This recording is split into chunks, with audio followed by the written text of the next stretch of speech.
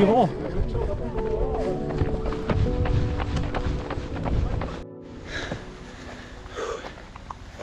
Bon, ben voilà, on est le jour J, samedi 12 août, à Sierre, départ de la course assez mythique, Cerdinal. Ben, je suis en plein échauffement. Bon, pour le mood de départ, ben, tout va bien. Je suis content de mon entraînement. Ça va, ça s'est plutôt bien passé, malgré que ben, y a eu quelques petits couacs avec la ponévrosite. Ben, on arrive ici en déjà meilleure forme que l'année dernière, surtout psychologiquement. On verra bien, j'espère faire moins de 4h30 cette fois-ci. On va s'aligner sur la ligne de départ, on va profiter un maximum. Aujourd'hui, le temps est nuageux, ce qui fait qu'on souffrira moins de la chaleur. Et puis bien sûr, les images tout au long de la course. Et donc au niveau de la strate de ravitaillement cette année, je suis resté sur les 80 grammes de glucides par heure. Donc pour ça, j'ai opté uniquement sur de la boisson, sur du Morten 320 avec 80 grammes de glucides tous les 500 ml. J'ai pris quand même 2-3 gels avec moi. Et puis c'est tout au niveau ravito. Je pense que ça le fait comme les années précédentes. Si je suis bien le protocole, il n'y aura pas de souci. Bon allez, on continue l'échauffement et on se donne rendez-vous devant la ligne de départ tout de suite.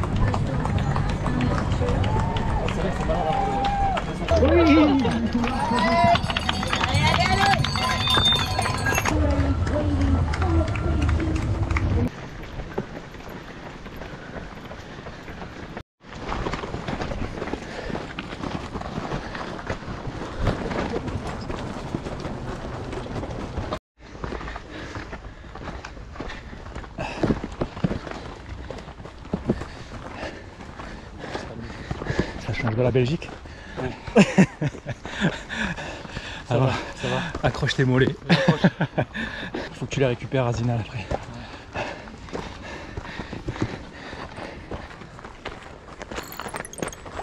Ouais. Allez, bravo!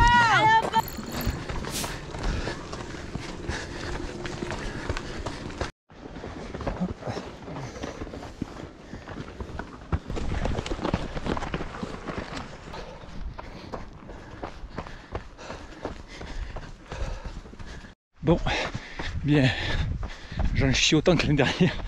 Ah, c'est dur. Putain que c'est dur.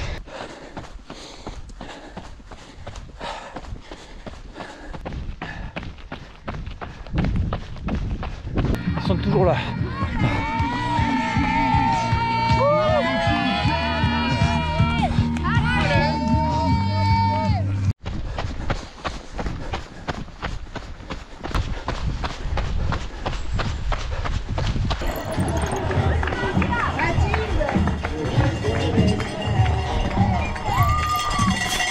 Allez les gars, bravo!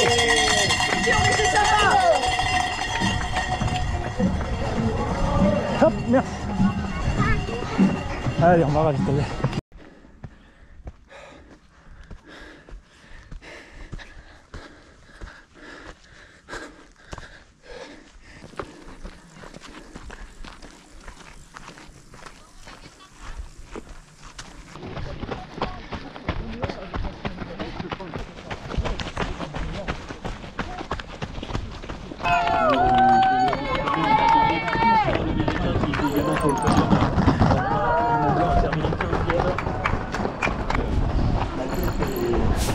Allez, ravitaillement de Chinouza.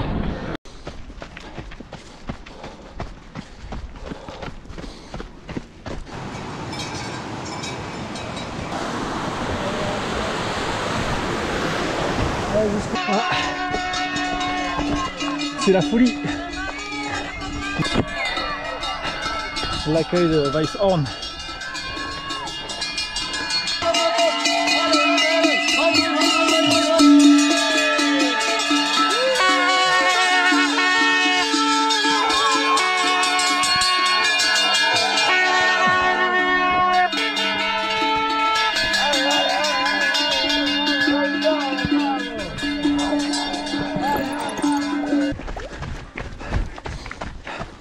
Allez, ravitaillement.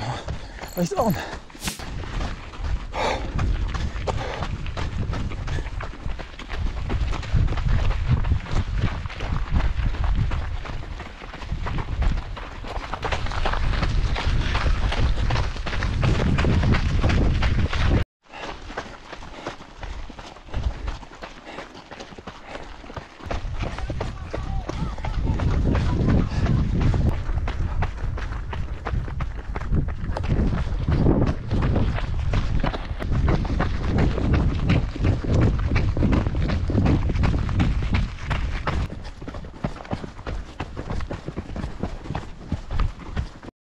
Ah, je souffre dans la descente, c'est terrible. Waouh.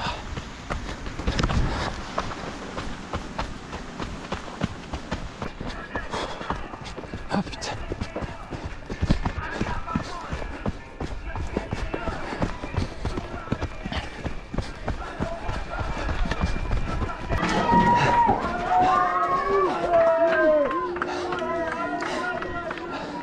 Ah, je suis allé au bout. Ah putain. Allez, 600 mètres, allez. Diego Teta, Pascal Chiro, Walter,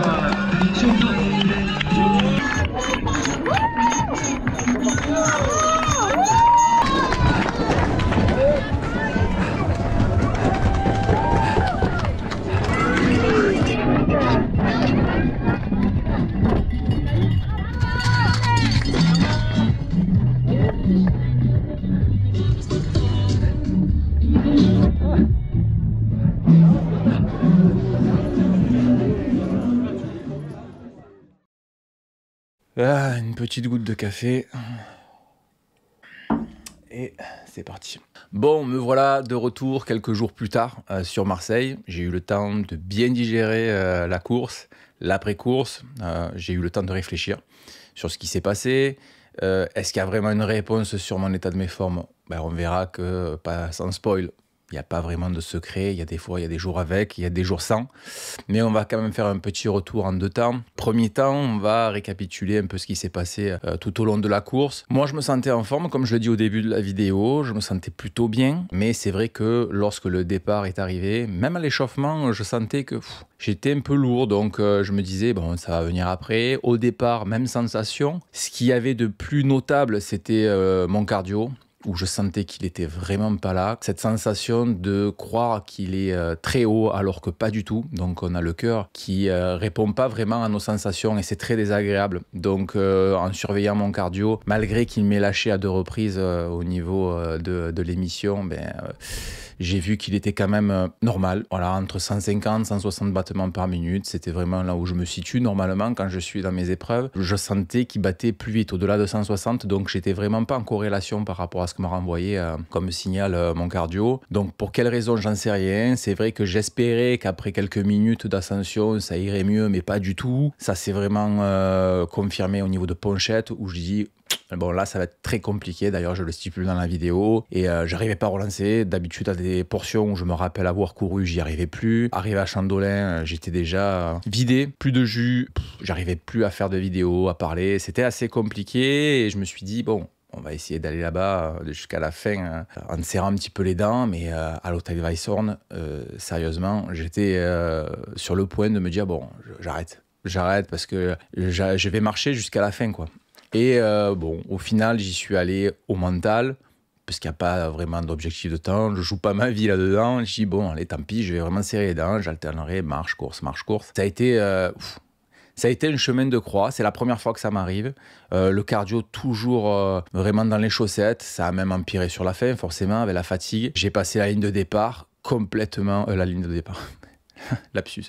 J'ai passé la ligne d'arrivée complètement vidée, mais alors vidée comme j'ai jamais été. Mal au cœur, plus d'énergie, plus d'énergie. Pourtant musculairement, ça allait. C'était très paradoxal. Musculairement, ça allait. Je m'étais bien préparé au niveau de mon entraînement. J'avais travaillé mon D+, j'avais travaillé mon D-. Donc sur la fin, j'arrivais pas à descendre. En fait, quand on me voit dans la vidéo me dire... Ah, je souffre dans la descente. C'est terrible. Waouh. c'est parce que mon cardio, en fait, me pète au niveau de la gorge, quoi. J'ai l'impression que mon cœur va éclater, et alors que musculairement, ça va, quoi. Donc, c'était assez paradoxal. D'ailleurs, même le lendemain, musculairement, je me sentais bien. Là, j'ai très bien récupéré. Je me sentais un petit peu fatigué, bien entendu, mais pas comme les années précédentes. Je me suis jamais senti comme ça, même après le marathon du Mont Blanc en 2021. J'étais pas comme ça. Au cross du Mont Blanc, là, le 23 km l'année dernière non plus. C'est très particulier comme sensation. J'étais vidé, tellement vidé que j'ai failli en oublier la médaille. J'avais complètement oublié de récupérer la médaille. C'est en voyant une personne là, sur la fin, un athlète que j'ai vu avec la médaille à la main, j'ai dit, c'est vrai, j'ai même pas récupéré la médaille. Bref, donc voilà, au niveau des sensations, ça aura été vraiment un chemin de croix du début à la fin. Maintenant, qu'est-ce que c'est qui s'est réellement passé? Pourquoi je me suis senti comme ça? Honnêtement, je crois qu'il n'y a pas vraiment d'explication. Comme je disais, plusieurs athlètes ont eu, j'ai eu pas mal de retours d'ailleurs, pas mal de témoignages, et j'ai vu aussi pas mal d'athlètes sur le bas-côté au niveau des stations de ravito. L'année dernière, j'en ai vu, mais là, honnêtement, cette année, plus que l'année dernière, des personnes qui étaient sur le bas-côté, qui étaient allongées, ça crampait de tous les côtés. Donc, je sais pas, il n'y a pas vraiment d'explication. Des athlètes s'entraînent toute une année, sont vraiment affûtés comme jamais. Et puis au final, ils arrivent le jour J et pouf, patatras, ça marche pas. Pourquoi? Quelles en sont les raisons? Pourtant, des athlètes élites comme Rémi Bonnet qui font tout pour optimiser leur pic de forme, eh bien voilà, quoi, ça explose en vol. Pourtant, il y a eu une bonne préparation, il y a eu tout ce qu'il fallait derrière, il y a un très bon suivi, mais ça marche pas. Donc, c'est vrai que c'est dommage. C'est vrai qu'on voudrait que tout soit parfait, mais des fois, ça l'est pas. Bon, Rémi Bonnet est un professionnel, donc c'est autre chose. Il y a des enjeux, il y a une pression. Moi, j'ai aucun enjeu de temps, donc je me suis mis aucune pression, j'avais rien. Et c'est pour ça que j'ai pu aller jusqu'au bout, parce que j'avais pas d'enjeu de temps. Je sais que derrière, je pourrais me reposer, qu'il y a aucun enjeu professionnel. Donc je me suis permis de prendre mon temps, de serrer les dents et d'aller au bout. Aucune raison vraiment valable pour dire, voilà, il me manquait de ça, il me manquait de ça. Est-ce que j'aurais pu peut-être travailler un peu plus de cardio? Peut-être que j'aurais dû travailler un peu plus de cardio. C'était vraiment mon objectif, mais malheureusement, si tu as vu la vidéo du Vars Mountain Trail, je me suis fait une petite blessure au niveau de la hanche gauche il y a quelques semaines. Donc c'était une blessure qui était relativement douloureuse à l'impact. En fait, quand je marche, je sens pas vraiment grand-chose, mais dès que je cours, je sentais. Donc je me suis vite mis des freins sur le fait que j'ai dit, allez, j'arrête les séances cardio, j'arrête les séances intenses, je vais vraiment me limiter. Donc je faisais beaucoup d'endurance fondamentale. Je travaillais en côte, pas mal, parce que ça me permettait de faire un petit peu d'intensité sans forcément faire de grosses foulées et avec des gros impacts.